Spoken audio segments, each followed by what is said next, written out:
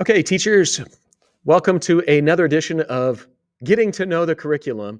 And today I'm going to be talking about the lesson planning practicum in entrepreneurship spreadsheet. I wish I had this tool when I was teaching.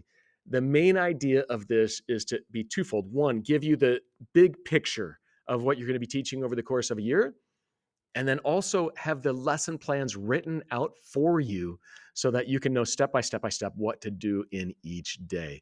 I'm hoping this is the easiest class you'll ever teach, and I want to be able to make it that way.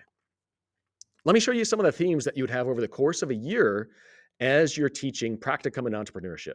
The first theme is teaching them to think and act like an entrepreneur or like a professional. The big idea here is this: we're not just working with students' ideas, their knowledge, but we're also trying to develop their skills and their character attributes that are necessary to become an entrepreneur or a business professional. It takes time to develop skills. It takes time to expose students to different experiences that can help them to develop the character necessary in order to excel as a business professional or entrepreneur. So, therefore, we're going to utilize the first couple of months in helping them develop this as we're talking about their mindset. And we're setting this up where there's topic A, which is basically your first class that you would have for them. Topic B, which is your second class. You're going to see that as you get into October, we're going to be doing mentor matching and times where it's on demand lessons. This means that you're going to be coaching as much as you are teaching. You're teaching over on topic A, first period class, and then topic B, the second period. You'll be more coaching the students and helping them along with the mentors that they will be matched with throughout the course of the year. Later, once they've got an idea solidified and they have done a lot of market testing and researching to make sure that this product, this idea, this service has legs, that it can actually work in the marketplace, that there's product market fit. Once you're certain of that for each of your students, it's going to be time for developing a business plan or a slide deck so that they can apply this for funding. Again, we're trying to do this as a real project where they're learning as well as doing.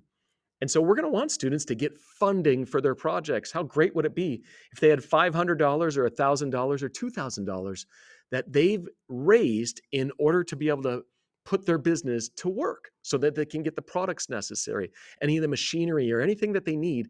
They're going to get it all for reals and be able to put their project to the test and actually develop some sales and promotional marketing, which is the third part, the third phase.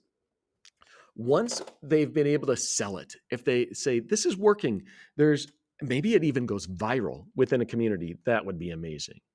But even if it just they're able to sell some of the product to break even, well, how exciting. Now they've got some proof of concept that it will sell, and they can then scale their business, which is the fourth phase. And then we get into the fifth phase of, will they decide if they're going to exit out of this? Can they sell this to someone else?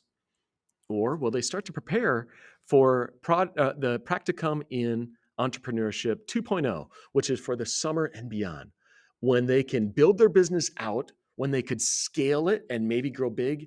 What would it be like if they can pay for college based on their entrepreneurship class? And how great would it be if you had one student every year, every 2 years, every 5 years that's able to go big? Okay. So anyway, that's what we're going through in the course of a year. But I did want to show you quick that there's also going to be a day by day lesson plan set up for you titled E1, E2. And as I build these out, as they'll be built out for you. There's going to be themes for the plans. It'll have the teaks here to show you how this coincides with what you should be teaching.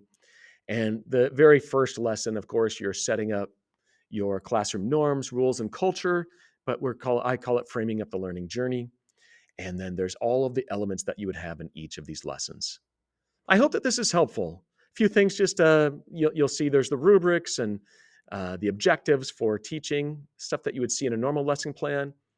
Also, there's times where I've got, and it doesn't have to happen in this in every lesson, group assignments. I just thought, what is everything I'd want to have that I could have at my disposal for a lesson, whether it's taking them into the pit which is what I mean. When can we challenge their thinking?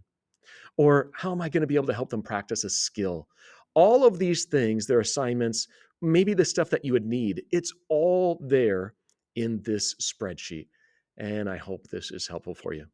Final thing that I wanted to point out to you is that we will have in each of the lessons should have Google Slides that coincide with it. They're going to start out with a black slide like this sometimes. The black slides are going to be videos that's designed for you, the teachers. Other times you'll see where it's just a blank slide opening up for anything you want to add in the course of your day. Blue, dark blue, this color blue, royal blue, is going to be the typical color for your slides. A light blue slide is often something that where you could either add your own information, you could create your own ways, and then I'll have you notice too that we have darker blue slides like this one, where you'll see this is for you to change things up. Now, this is where I introduce myself, my family, so that my students can get to know me. You'll want to change that and make that your own. There are many embedded videos. You'll want to test these ahead of time to make sure that they work. Some of them are based off YouTube, others are in the Google Drive for you. And then I even have areas where it's easy for you to write or draw on your touchscreen, your clear touchscreen, if you have one of those in your classroom, and or you could use the whiteboard, the dry erase board, whatever you've got for that. I hope that this helps. I hope that this has been a helpful introduction for you on how I've set up the curriculum. If you have questions, you can email them to me. Otherwise, happy teaching.